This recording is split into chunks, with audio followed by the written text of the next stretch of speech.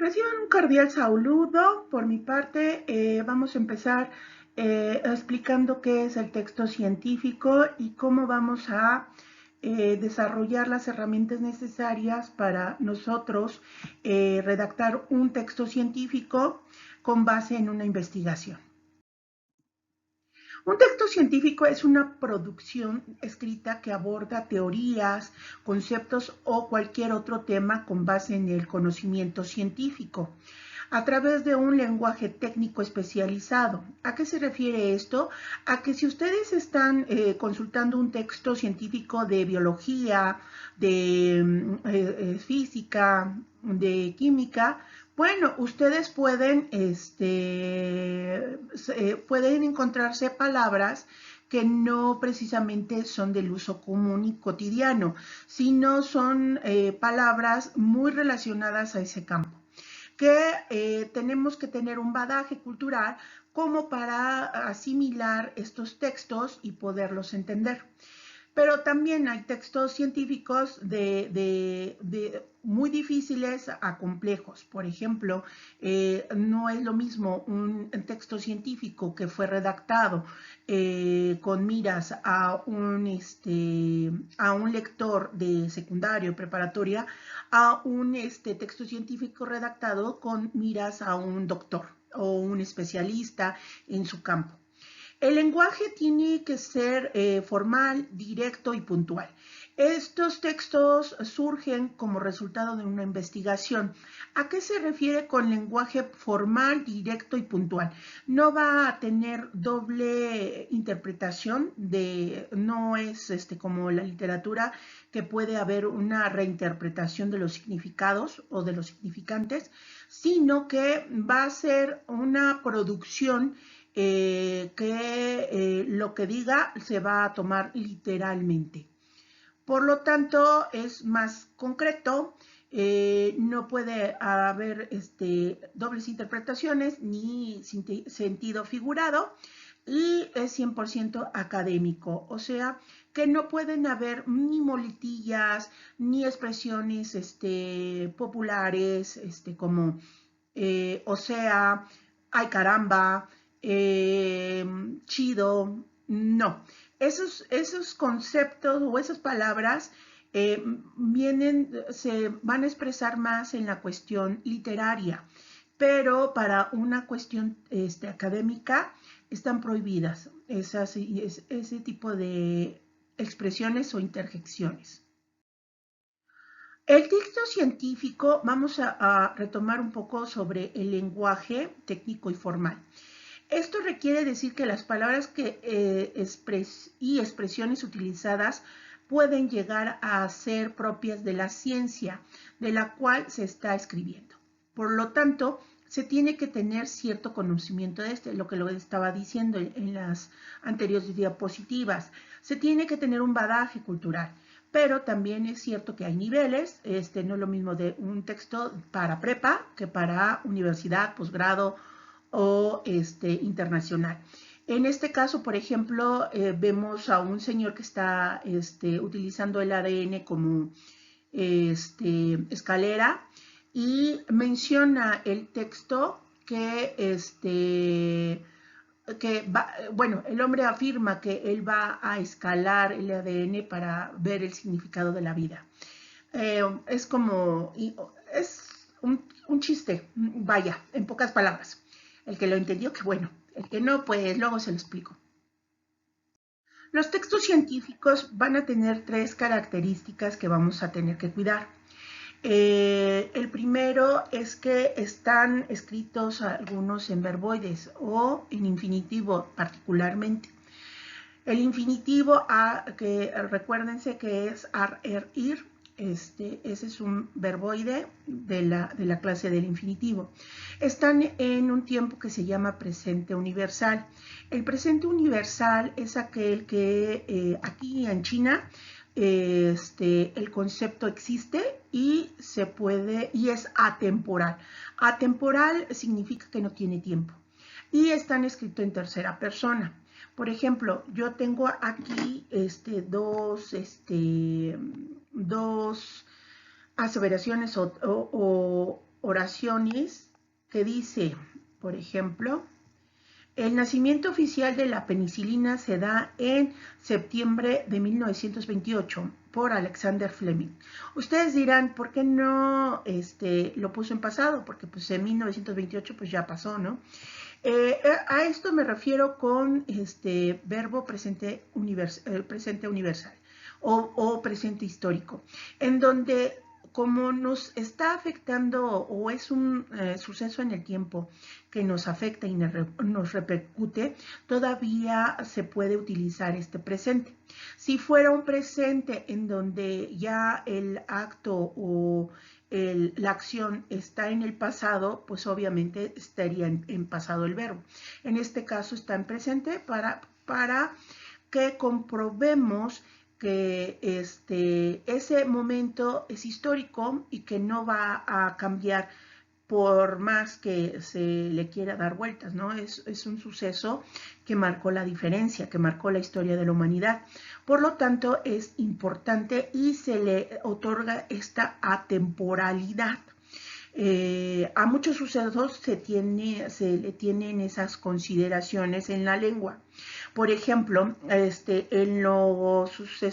el otro texto, su nombre es Galileo Galilei y murió en la hoguera por su descubrimiento. La auténtica forma de la Tierra fue considerada durante muchos tiempos simples especulaciones. La Tierra es esférica. Aquí, por ejemplo, podemos decir que murió Galileo Galilei, está en pasado.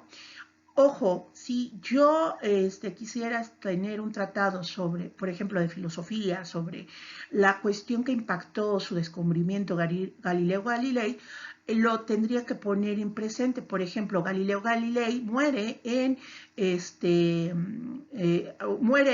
muere en la hoguera a causa de su descubrimiento. ¿Por qué? Porque a partir de ese hecho voy a hacer mis demás postulados. Por lo tanto, puedo ponerlo en presente. Pero en este caso, lo que a mí me importa es que Galileo Galilei fue el que dijo que la Tierra era redonda. Y si se dan cuenta, aquí cuando se habla de la Tierra, dice la Tierra es esférica. No dice la Tierra fue esférica o la Tierra se descubrió esférica, no. Es esférica porque es algo que repercute en nuestros días, que no es una acción que ya se terminó y por lo tanto se finiquitó y está en el pasado, no. Es algo que repercute. Espero que quede claro esta diferenciación entre un pasado y un presente universal o un presente histórico. Porque al final de cuentas ustedes van a redactar los trabajos que les voy a dejar a continuación en presente histórico o universal o infinitivo y en tercera persona. ¿A qué me refiero con tercera persona? Yo me estoy refiriendo a sucesos que propiamente yo no hago.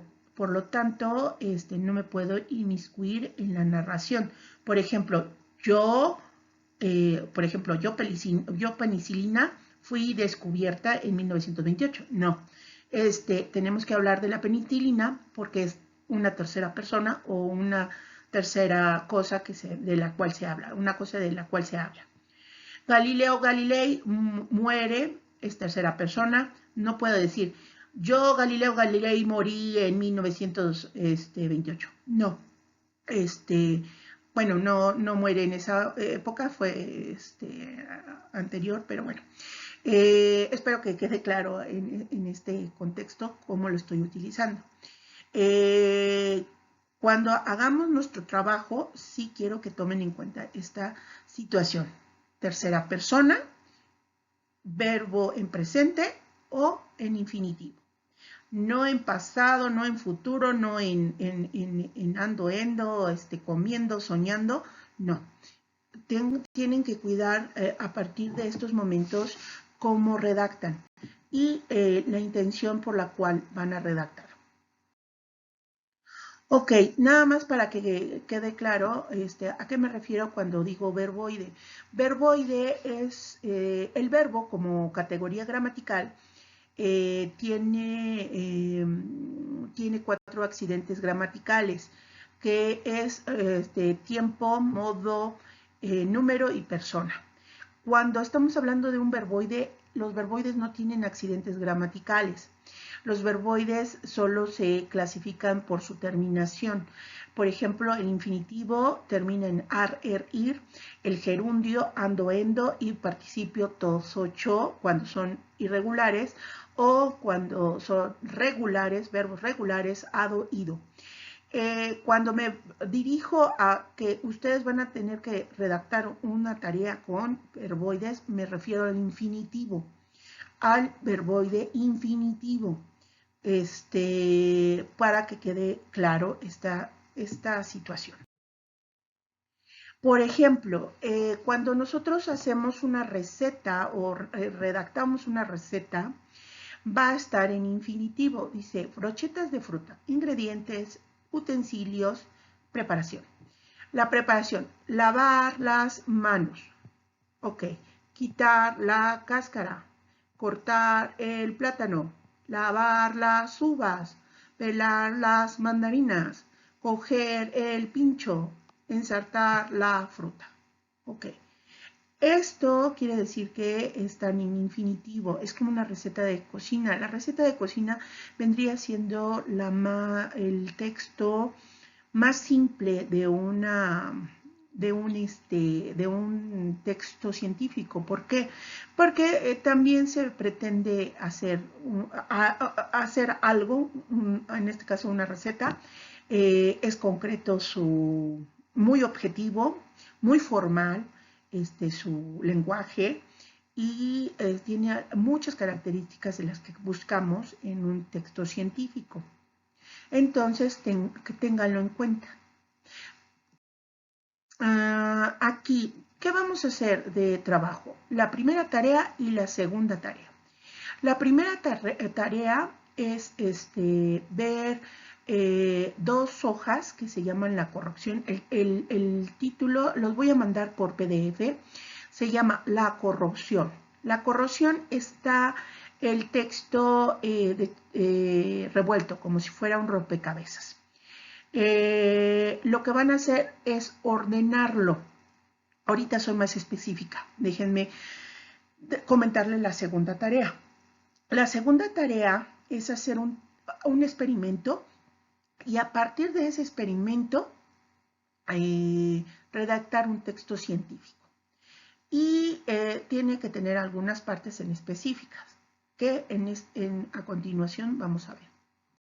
Lo que tienen que hacer tanto en las dos tareas es lo siguiente.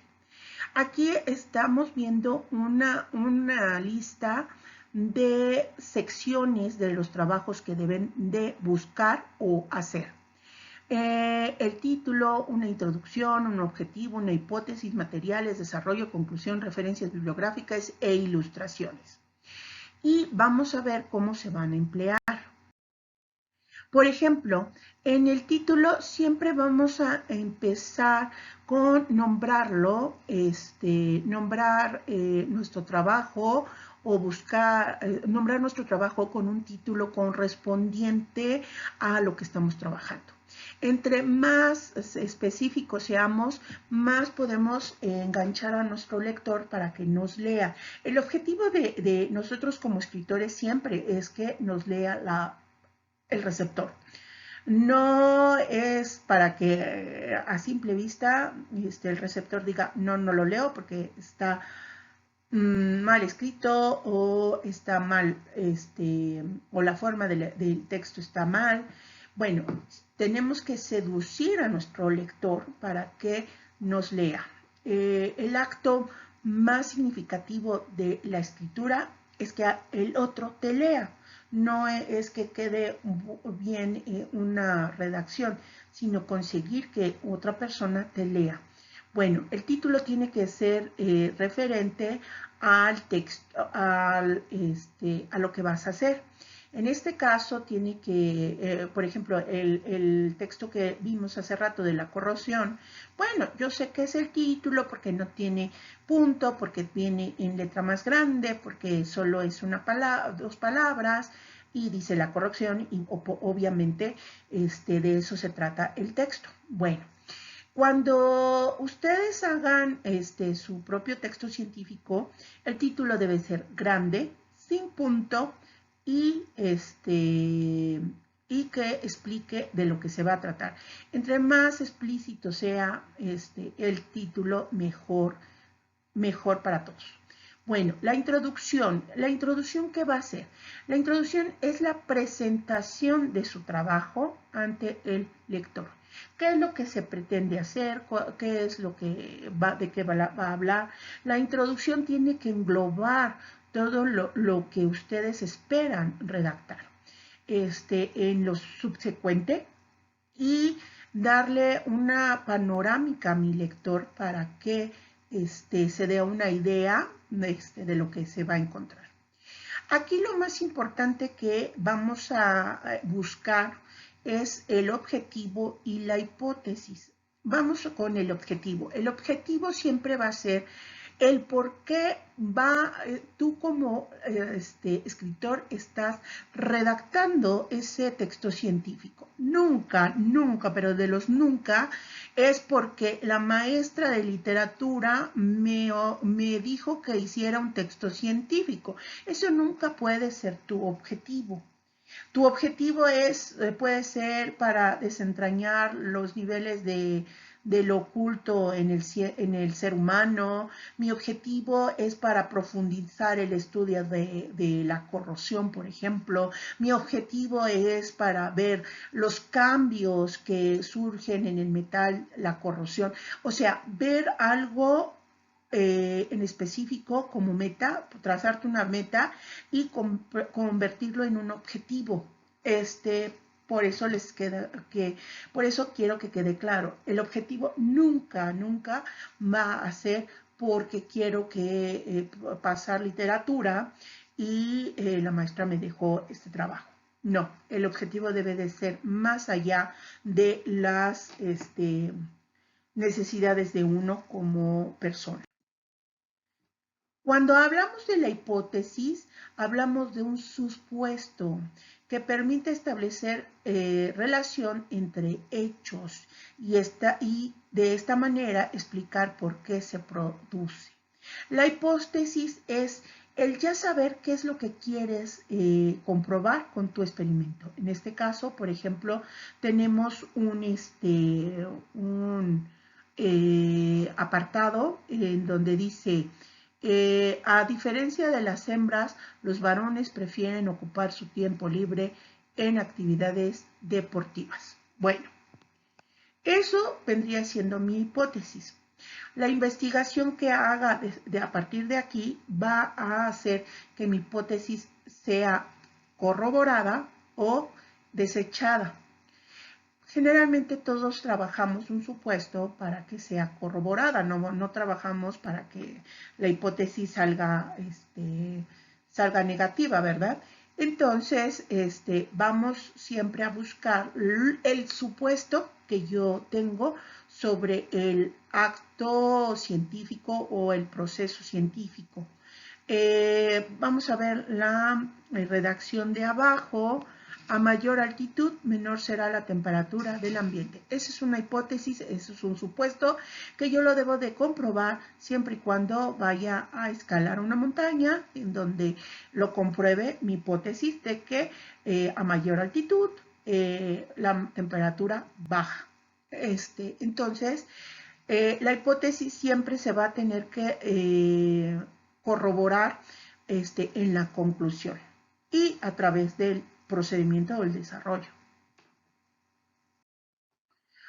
Aquí para formar una hipótesis, la hipótesis indican lo que se está buscando o tratando de probar y se definen como explicaciones tentativas del fenómeno a investigar, formuladas a manera de proposiciones.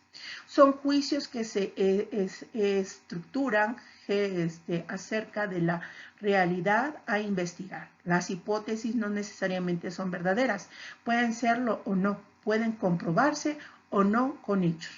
Es lo que les decía, pero espero que pues todas las hipótesis que hagan sean para corroborar, no para desechar, ¿verdad? Estamos trabajando para que sea positivo la situación o negativo. Y la hipótesis, como técnicamente aquí se dice, es un supuesto que yo tengo de antemano sobre un hecho científico o natural. Los materiales obviamente son aquellos que voy a utilizar en el experimento. El desarrollo es el proceso del experimento y la conclusión, bueno, en la conclusión es cuando yo reafirmo mi hipótesis que estaba en lo correcto y los resultados que arrojan a partir de del experimento. Las referencias bibliográficas vendrían siendo donde busqué mi información y posteriormente vamos a ver cómo se hacen las referencias, pero en esta ocasión cuando hablemos de las referencias solo hablaremos de la liga de internet donde saqué el experimento. Y lo de las plantas es como el desarrollo. Cuando hablamos de un proceso científico, queda más ejemplificado cuando hacemos una imagen, un dibujo o una foto. Entonces, por lo tanto, nuestros textos científicos van a estar acompañados de imágenes. Aquí, como les decía anteriormente, están estas dos hojas que se las voy a entregar por vía email y los otros canales de comunicación. ¿Qué es lo que quiero que ustedes vean? Que lo que yo les dije lo busquen, lo corten, porque van a imprimir las hojas, lo corten y lo peguen en su cuaderno como si fuera un rompecabezas. Me van a decir en qué parte de estas dos hojas está el título, en qué parte está la introducción, cuál es el objetivo, cuál es la hipótesis, cuáles son los materiales, el proceso, la referencia bibliográfica, la conclusión y las imágenes. Bueno, en la posterior lámina les voy a reiterar qué es lo que quiero que busquen. Les dijo que la impriman porque es más fácil. Si no pueden salir, pueden copiarlo. Básicamente quiero que busquen en esas dos hojas el título, la introducción, el objetivo, la hipótesis, materiales, desarrollo, conclusión, referencias bibliográficas e ilustración. Lo van a recortar como si fuera un rompecabezas, lo van a armar para que ustedes puedan identificar las partes de este texto. Bueno, la segunda tarea. Van a hacer un experimento sobre la ósmosis. La ósmosis tiene que ver qué significa este proceso biológico. Básicamente es cuando el agua traspasa una membrana para integrarse a otro cuerpo. Por ejemplo, cuando un cuerpo humano es asesinado y arrojado en el agua, se hincha, o sea, absorbe agua. Y no porque tome mucha agua el muerto, sino porque tienen un proceso de ósmosis. El agua atraviesa la piel para integrarse al cuerpo del ser humano. Entonces, quiero que hagan el experimento de la ósmosis con una papa. Ya sea que lo entreguen en computadora o lo entreguen en su cuaderno. Si lo entregan en computadora, yo les voy a mandar no un tutorial, no, unas láminas en PowerPoint para que vean cómo se hace un trabajo formal, académico, junto con todos los junto con todo el material les voy a entregar ese PowerPoint. Se llama Cómo hacer un trabajo académico. Véanlo cuáles son las estipulaciones o cuáles son los requisitos. Si no pueden hacerlo en computadora, si les cuesta mucho hacerlo, bueno, me lo van a entregar en cuaderno, pero con letra legible, lo más presentable que se pueda, las fotos en vertical, con un orden lógico, y no quiero que me digan, es que no se puede. Sí se puede hacer un trabajo académico de calidad en el cuaderno. Yo tengo la filosofía, si trabajas bien, trabajas una vez. Si trabajas mal y perdónenme la palabra, al fregadazo, vas a repetir el trabajo. Mejor trabaja bien y a lo mejor te lleva más tiempo, pero por lo menos nada más vas a trabajar una sola vez. Ahora, si lo hacen el trabajo en computadora tienen más ventajas porque la primera versión que ustedes me manden se le va a considerar borrador. Esto quiere decir que no es el escrito final, porque nosotros estamos muy acostumbrados a que yo lo escribo y ya es el proceso final. No, los borradores existen y existen por un motivo, para perfeccionarnos. Muy pocos trabajos a la primera quedan. Si lo hacen en computadora, lo guardan, obviamente, y cuando les mande su retroalimentación o las cosas que deben de cambiar, obviamente ya lo abren en Word y me hacen el cambio y me lo vuelven a mandar. Es más fácil. Sin embargo, si tienen algunos errores en cuaderno, lo tienen que reescribir todo. Aparte, las imágenes del experimento las tienen que hacer, una, dibujos, dos, en computadora, no, en foto, como ustedes quieran, como se les haga más fácil. La cuestión es que yo quiero, pues motivarlos a que lo hagan bien si tienen los recursos, pero hay ocasiones que los recursos pues no están mucho a la mano. Por lo tanto, bueno, nos la arreglamos con lo que haya, ¿verdad? ¿Cómo vamos a hacer el trabajo escrito de la ósmosis? Bueno, primero vamos a tener un título. El título va a estar en relación con lo que vamos a hacer. La papa en la ósmosis o las ósmosis en la papa, como ustedes quieran y se les haga más fácil hacerlo. La introducción es hablar primeramente de qué es la ósmosis y qué es lo que quieren hacer en su trabajo. El objetivo habla de qué es lo que quieren comprobar. Por ejemplo, tengo como objetivo comprobar que la ósmosis sí puede ser un fenómeno biológico en la papa o en el mundo o en ciertos casos muy singulares. La hipótesis ustedes la tienen que armar o redactar a partir del experimento. Yo les recomiendo que hagan primero el experimento y después se ponen a redactar. ¿Por qué? Porque a raíz de ya saber qué es lo que pasa, ya pueden hacer el supuesto y hacer su hipótesis. Porque yo creo que muchos de ustedes no saben qué es, antes de este momento, no creo que hayan sabido qué es la ósmosis.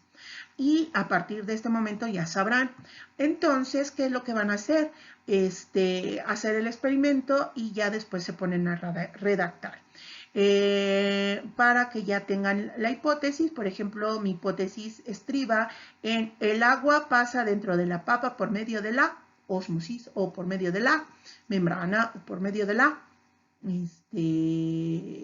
tubería, no sé, ustedes tendrán que formar su propia hipótesis. Los materiales, un plato grande, un plato hondo, lo que ustedes vayan a ocupar. Estos 3 puntos significan que hay más, que está implícito, pero que puede mal. Esto es como un ejemplo de cómo van a hacer su redacción. Ojo, no tiene que ser lo mismo, no tiene que estar copiando exactamente lo que yo pongo, solo es un ejemplo o una guía, como quieran decirle. El procedimiento en el desarrollo, si se fijan, es lo único que les voy a poner así, tal como está, que dice, haz un agujero redondo con la cuchara en una de las puntas de la patata. Patata es papa. Le llaman patata más en España. Haz un agujero redondo y van a seguir este desarrollo y este procedimiento. Ojo, yo les dije que lo redactan en presente o en infinitivo. Por ejemplo, haz un agujero. Puedes decir, hacer un agujero redondo. En este caso, cuando en el verbo da la vuelta a la patata, dar la vuelta a la patata, hacer también un corte, colocar la patata en un plato, llenar el plato con agua. Ajá. Las dos formas que están bien, menos que me las pongan en pasado. Por ejemplo, hice un agujero redondo en la cuchara. No, todo en presente, por favor. Y es lo único que les voy a poner. Esto lo copian tal y cual en su trabajo o lo parafrasean o le meten de su cuchara como ustedes lo vean y lo sientan. Por favor, no solo se queden con lo que yo les pongo, vayan más allá. Entre más se arriesguen a explicar las cosas con sus propias palabras, es mejor. No para mí, para ustedes. ¿Por qué? Porque adquieren herramientas para una mejor redacción. Conclusión.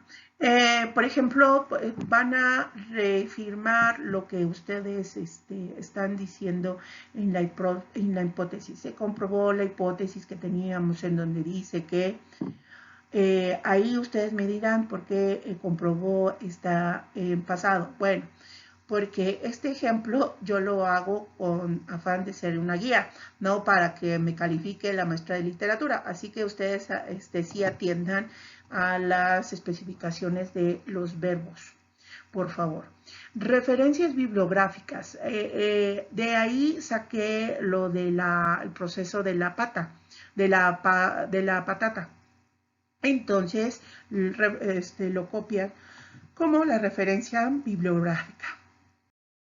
Las imágenes. Las imágenes aquí pueden ser dedos, ya les había dicho, o dibujos o fotos. Aquí también requiero que me pongan nota de pie de imagen. ¿Qué es una nota de pie de imagen? Es una explicación o un nombre que se le da a la imagen para que el lector sepa de qué se trata. Por ejemplo, aquí estamos viendo cómo la persona hizo su experimento de la patata o de la papa con la ósmosis. ¿Cuál es el proceso? Ojo, si yo veo esto a primera vista, yo digo, pues son 2 duraznos, más bien tiene cara de durazno que de papa. Entonces, el pie de imagen puede, mejor dicho, da la información de qué se trata el objetivo por el cual estoy retratando o poniendo eso en mi trabajo o en mi trabajo por escrito. ¿Cómo le van a hacer? Le van a decir imagen 1 o 2 o 3 punto, y aquí le pueden poner la papa, primera fase, la papa en el agua. Segunda fase, la papa